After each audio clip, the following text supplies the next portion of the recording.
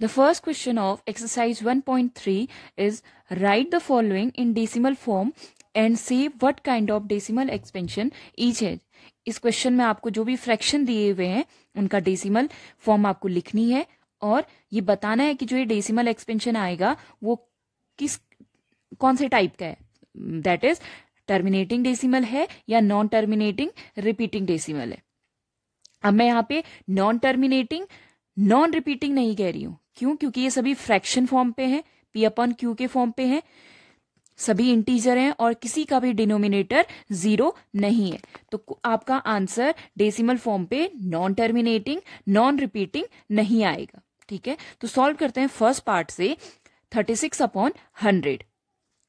अब आप previous classes में 100 से डिवाइड करना आपको आता है. आप लॉन्ग डिवीजन मेथड से नहीं जाते हैं. आप क्या करते हैं, नंबर लिखते हैं 36 एंड जितने जीरो हैं उन्हें काउंट करिए 1 2. तो क्या आएगा, 2 डिजिट पहले क्या आ जाएगा, डेसिमल हमारा आ जाएगा. तो क्या आएगा, पॉइंट यहां पे आया 1 2 प्लेस से पहले, तो ये क्या बन गया 0.36. अब आप देखिए क्या हो रहा है, टर्मिनेट हो जा रहा है. 2 प्लेस के बाद क्या हो जा रहा है, टर्मिनेट आ रहा है. हमें कोई भी अब डिजिट नहीं मिल रही है. तो ये क्या है, टर्मिनेटिंग डेसिमल. आप लॉन्ग डिवीजन मेथड से भी करके भी देख सकते हैं. तो आपका आंसर 0.36 ही आएगा. Now the second part. Second part is 1/11. चलिए इसे चेक करते हैं कि इसका डेसिमल एक्सपेंशन क्या है. हमने क्या किया, 11 से डिवाइड किया 1 को. अब 1 11 की टेबल में नहीं आता, हमने फर्स्ट पॉइंट लगाया, यहां 0 आया. 10 अब भी 11 की टेबल में नहीं है, तो फिर हमने यहां 0, देन यहां क्या आया, एक 0. 11 9 जा 99, सब्सट्रैक्ट करके 1 के 1 रिमाइंडर. फिर सेम प्रोसेस, हमने क्या किया, यहां पर से 0 लिखा. इसकी टेबल में 11 की टेबल में 10 नहीं है, तो हमने यहां पे 0 लिखा. यहां पे एक 0 और इंक्लूड हुआ, तो 11 9 जा 99 1. अब आप देखेंगे हर बार आपको क्या मिलेगा, 1 रिमाइंडर मिलता जाएगा. ठीक है, तो ये प्रोसेस चलती रही. दैट मीन्स आपको क्या मिल रहा है, 0.090909 सो ऑन. तो एक सीक्वेंस है क्या, 0.09 बार. जो डिजिट रिपीट होती है हम उनके ऊपर क्या लगाते हैं, बार. तो 090909 रिपीट हो रहा है, तो हमने क्या किया, 09 के ऊपर बार आया. तो टर्मिनेट नहीं हो रहा है, एंडिंग पॉइंट नहीं है, तो ये क्या है, नॉन टर्मिनेटिंग. बट एक सीक्वेंस के साथ ये रिपीट हो रहा है, तो ये क्या है, non terminating repeating decimal. Clear. Now the third part, that is 4 whole 1/8. Mix fraction में है, तो हम इसे फर्स्टली क्या करेंगे, फ्रैक्शन में चेंज करते हैं. 8 4 जा 32 plus 1 33/8. Now divide it, 33 divided by 8. 8 4 जा 32, सब्सट्रैक्ट, तो 1 रिमाइंडर. अब हमने यहां पे 0 लिखा, यहां पॉइंट आया. ठीक है, 8 1 जा 8, रिमाइंडर 2, 0, 8 2 जा 16, रिमाइंडर 4, देन 0, 8 5 जा 40. तो रिमाइंडर अब क्या हो गया है, 0 आ गया है. ठीक है, अब हमारे पास रिमाइंडर कुछ नहीं है, तो यहां भी ये क्या हो चुका है, टर्मिनेट हो गया है. अब इसको एंडिंग पॉइंट मिल गया, तो ये आंसर जो आया ये इसका डेसिमल एक्सपेंशन है. साथ ही ये क्या है, टर्मिनेटिंग डेसिमल. अब जो 4th 5th and 6th part है, ये आप खुद प्रैक्टिस करिए, डिवाइड करिए. आप देखेंगे कि आपका आंसर टर्मिनेटिंग डेसिमल या नॉन टर्मिनेटिंग रिपीटिंग डेसिमल ही आएगा, क्योंकि ये सब फ्रैक्शन फॉर्म में है, नॉन रिपीटिंग कोई भी नहीं आएगा. ठीक है, do it.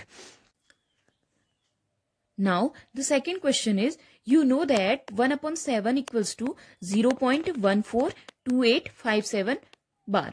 Can you predict that what the decimal expansion of 2/7 3/7, 4/7, 5/7, 6/7 are without doing long division. अब आपको गिवन है कि 1/7 की वैल्यू कितनी है, जो इसका डेसिमल एक्सपेंशन है वो क्या है 0.142857 बार।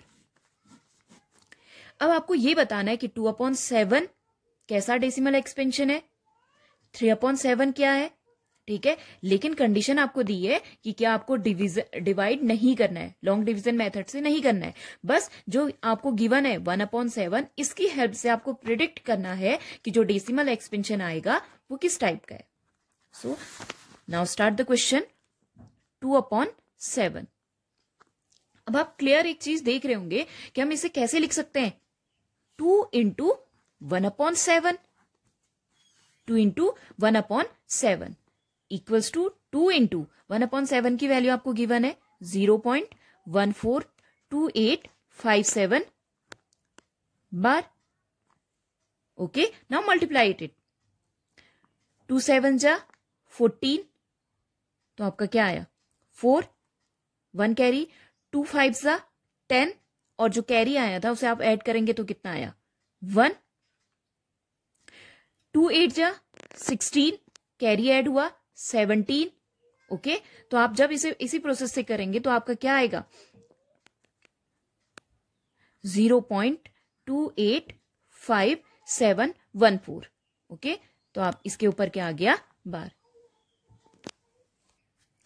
सो एक सीक्वेंस रिपीट हो रहा है 285714। जब आप इसे एक्सपेंड करेंगे तो ये फिर से वही आएगा 285714। तो ये क्या है non terminating but repeating decimal, non terminating repeating decimal. Clear हुआ।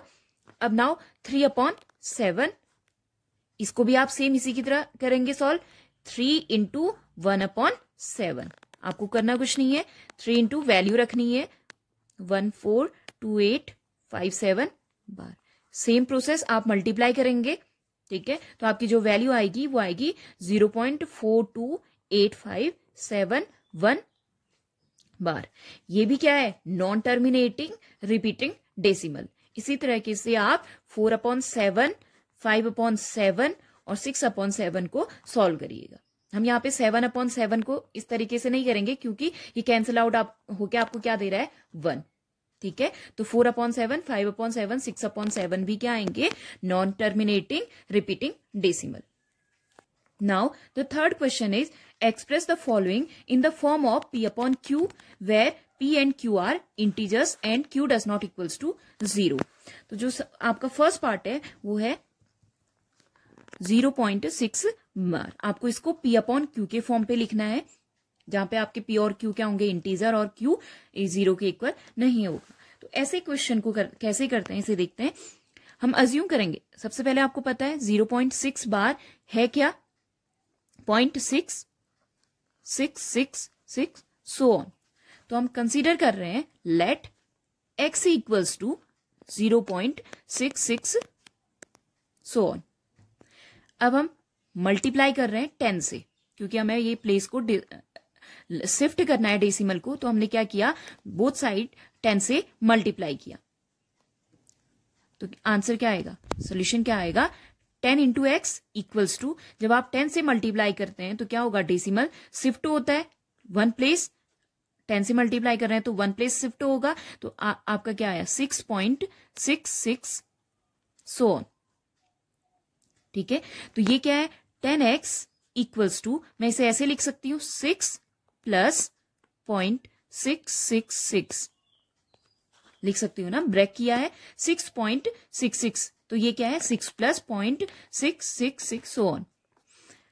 10x इक्वल्स टू 6 प्लस, अब आप इस इक्वेशन को देखिए जहां हमने अज्यूम किया था 0.666 क्या है x के इक्वल है, तो हम इसे x लिख सकते हैं। 10x equals to 6 plus x, इस x को इस साइड लेके आइए तो क्या आया 10x minus x equals to 6, ये वैल्यू क्या आई 9x equals to 6, so x equals to 6/9। अभी कैंसिल आउट हो रहा है 3 से, तो आपकी वैल्यू क्या आई 2/3। सो 0.6 बार इक्वल्स टू 6/9, या हम इसे लिख सकते हैं 2/3।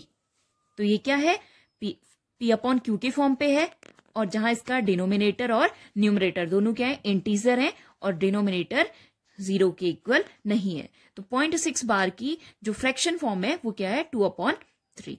अब इसे एक शॉर्ट ट्रिक से भी देखते हैं कि ये कैसे लिख सकते हैं, लेकिन करनी आपको इसी मेथड से है। कभी आप भूल गए, शॉर्ट ट्रिक से समझने की कोशिश करते हैं कि कैसे हमारा आंसर क्विकली आ सकता है। करना आपको एग्जाम में लेकिन इसी मेथड से, ठीक है। तो 0.6 बार आप क्या करेंगे, डायरेक्ट आंसर के लिए आपने क्या किया, आपको बस नंबर लिखना है, डेसिमल अभी नहीं लगाना है। आपके पास जो नंबर था, जितने के ऊपर बार लिखा हुआ है, हमने वो लिखा 6 अपॉन जितने डिजिट के ऊपर बार है उतने 9। अब यहां पे कितने डिजिट के ऊपर बार है, ओनली 1 डिजिट, तो आपका ओनली 1 टाइम्स 9 आएगा। और ये 9 कहां से आया, हम इस मेथड में देख चुके हैं कि 9 आया कहां से। क्लियर हुआ। तो ये कैंसिल आउट हुआ 3 से, 3 2 जा 6, 3 3 जा 9, तो आपका आंसर क्या है, 2/3। और ये इसकी क्या है, फ्रैक्शन फॉर्म है, P/Q के फॉर्म पे आ गया। ये आपका विद इन 2-3 सेकेंड में आंसर आ जाएगा। क्लियर हुआ। नाउ एक और एग्जाम्पल लेते हैं, ठीक है, शॉर्ट ट्रिक से समझते हैं। तो फॉर एग्जाम्पल हमारे पास है 0.42 बार। तो हम इसे कैसे लिखेंगे, जस्ट आपको नंबर लिखना है 42, पूरा नंबर 42 अपॉन कितने डिजिट के ऊपर बार है, 1 2 डिजिट के ऊपर बार है, तो हम क्या लिखेंगे, 2 टाइम्स 9 9 9। तो क्या आ गया, इसका जो फ्रैक्शन फॉर्म आई या P/Q फॉर्म आई वो क्या है, 42/99। अगर आपके पास कोई ऐसा फ्रैक्शन है कि क्या हो रहा है, जो कैंसिल आउट हो रहा है, तो आप कैंसिल आउट करके वैल्यू लिखेंगे। अगर कैंसिल नहीं हो रहा है तो आप एज इट इज वैल्यू लिखेंगे। Now the third part of this question is 0.47 बार। 0.47 बार। अब इसमें अगर क्या होता, अगर हमारे दोनों के ऊपर बार होता तो हम इस मेथड से करते। 0.47 बार, तो हम इसे कंसीडर करेंगे, लेट x इक्वल्स टू 0.47 बार, या x इक्वल्स टू 0.4 बार किसके ऊपर है, 7 के ऊपर, दैट मीन्स 7 रिपीट हो रहा है। हम इसे इक्वेशन 1 मान सकते हैं। Now multiply both sides by 10, so we get 10x equals to, अब 10 से मल्टीप्लाई किया है तो क्या होगा, डेसिमल शिफ्ट होगा, 10 से किया है तो 1 प्लेस, ओनली 1 प्लेस, तो वैल्यू क्या आएगी, 4.777। क्लियर। आप इसे इक्वेशन 2 लिखिए। Equation 2 minus equation 1, we get 10x minus x equals to 4.777 so on minus 0.4777। अब देखिए वैल्यू क्या आती है, 4.777 से आपको क्या माइनस करना है, 0.477। 0 0 7 minus 3 7 minus 4 we get 3.4। तो वैल्यू क्या आई, 9x equals to 4.3, therefore x equals to 4.3/9। But ये क्या है, हमें किसके फॉर्म पे लिखना है, P/Q के फॉर्म पे लिखना है, और P क्या होना चाहिए, इंटीजर। ये लेकिन क्या है, डेसिमल में है, ठीक है, 4.3। अब अगर पॉइंट हटाना होता है तो हम क्या करते हैं, 10 से 100 से मल्टीप्लाई करते हैं। अभी हमें यहाँ पे क्या करना है, ओनली 1 प्लेस हमें क्या करना है, डेसिमल शिफ्ट करना है। तो हम किससे मल्टीप्लाई करेंगे, 10 से, बोथ डिनोमिनेटर में भी है न्यूमरेटर में। अगर हम ऊपर ओनली ऊपर मल्टीप्लाई करेंगे वैल्यू चेंज हो जाएगी, तो हमें दोनों ओर क्या करना पड़ेगा, 10 से मल्टीप्लाई। तो हमारी वैल्यू क्या आ जाएगी, x equals to 4.3/9 into 10/10। Value में कोई चेंज नहीं आएगा, ठीक है। तो x इक्वल्स टू 43/90।